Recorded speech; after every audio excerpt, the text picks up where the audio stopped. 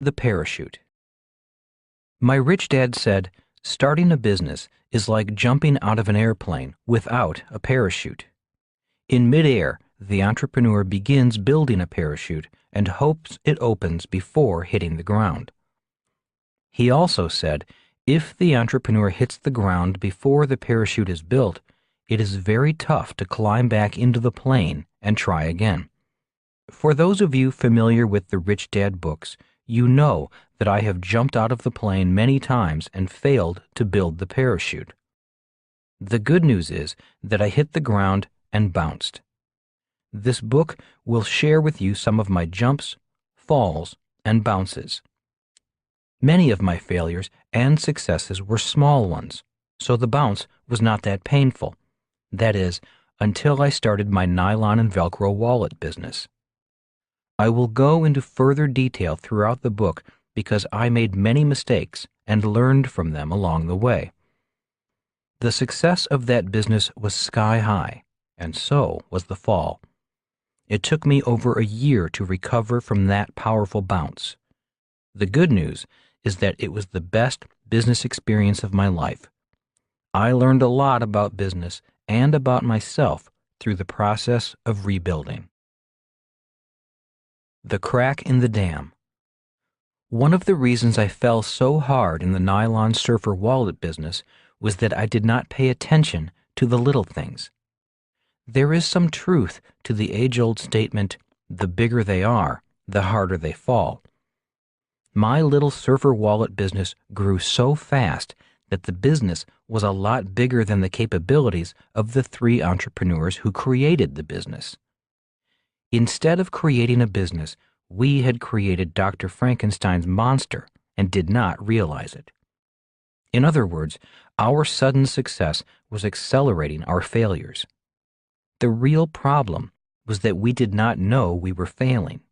We thought we were successful. We thought we were rich. We thought we were geniuses. Even though we consulted expert advisors, like patent attorneys, we did not listen to them. As 3 successful entrepreneurs in our late 20s and early 30s, we took our minds off the business and partied into the night. We actually thought we had built a business. We actually thought we were entrepreneurs. We actually believed our own story of success. We started bragging. Champagne started to flow. It was not long before we each had fast sports cars and were dating even faster women. Success and money had blinded us. We could not see the cracks forming in the wall of the dam. Finally, the dam broke. The house of cards started tumbling down around us. Our parachute did not open.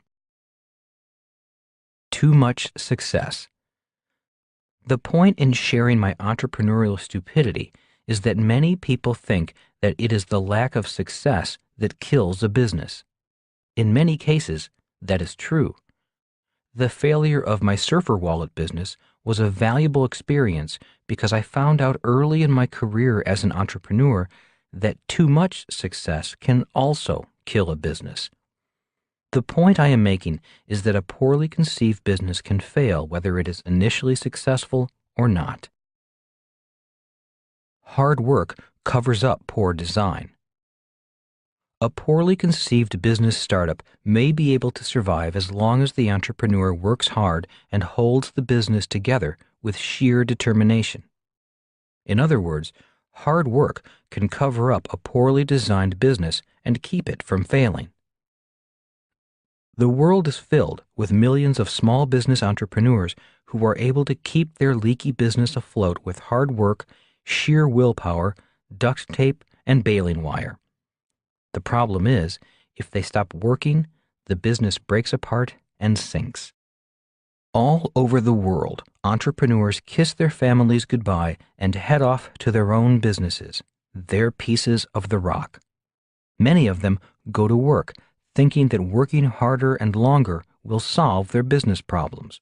Problems such as not enough sales, unhappy employees, incompetent advisors, not enough cash flow to grow the business, increases in suppliers' prices, rising insurance premiums, increases in landlords' rent, changing government regulations, government inspectors, increasing taxes, back taxes, unhappy customers, non-paying customers, and not enough time in the day, to name a few.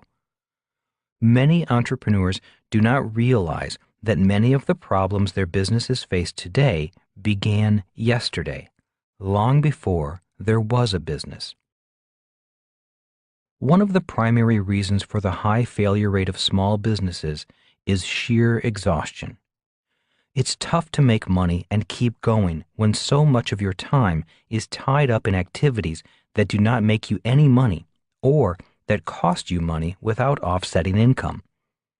If you are thinking about starting your own business, before you quit your job, you might want to talk to some entrepreneurs about how much time they spend on non-income producing activities to run their business and how they handle this challenge. As a friend of mine once said, "I'm so busy taking care of my business that I don't have time to make any money." Do long hours and hard work guarantee success? A friend of mine quit his high-paying job with a large bank in Honolulu and opened a tiny lunch shop in the industrial part of town. He had always wanted to be his own boss and do his own thing. As a loan officer for the bank, he saw that the richest customers of the bank were entrepreneurs, and he wanted a piece of the action. So he quit his job and went for his dream. Every morning, he and his mom would get up at 4 o'clock to begin preparing for the lunch crowd. The two of them worked very hard, scrimping and cutting corners in order to serve great-tasting lunches with generous portions at low prices. For years, I would stop by, have lunch, and find out how they were doing. They seemed very happy, enjoying their customers and their work. "Someday we'll expand," said my friend. "Someday we'll hire people to do the hard work for us." The problem was that someday never came. His mom passed away, the business closed, and my friend took a job as manager of a fast food franchise restaurant. He returned to being an employee. The last time I saw him, he said, "The pay isn't great, but at least the hours are better." In his case, his parachute did not open. He hit the ground before he built a business. Now, I can hear some of you saying, "At least he went for it," or "It was just bad luck. If his mom had lived, they might have expanded and gone on to make a lot of money," or "How can you criticize such good, hard-working people?" And I agree with these sentiments. My intent is not to criticize them. Although not related to them, I loved the two of them dearly. I knew they were happy, yet it pained me to see them work so hard and not get ahead day after day. I only relate this story to make the same point. The business began to fail before there was a business. It was poorly conceived before he quit his job. Is being an entrepreneur for you?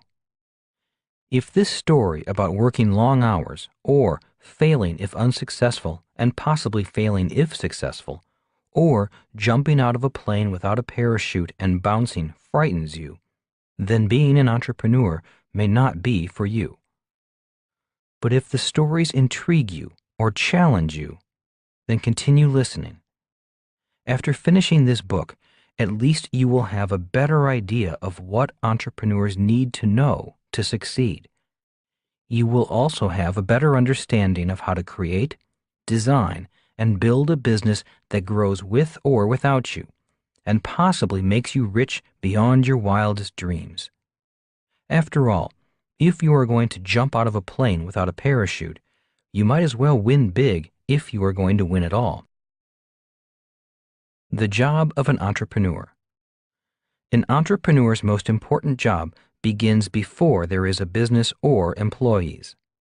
The job of an entrepreneur is to design a business that can grow, employ many people, add value to its customers, be a responsible corporate citizen, bring prosperity to all those who work on the business, be charitable, and eventually no longer need the entrepreneur.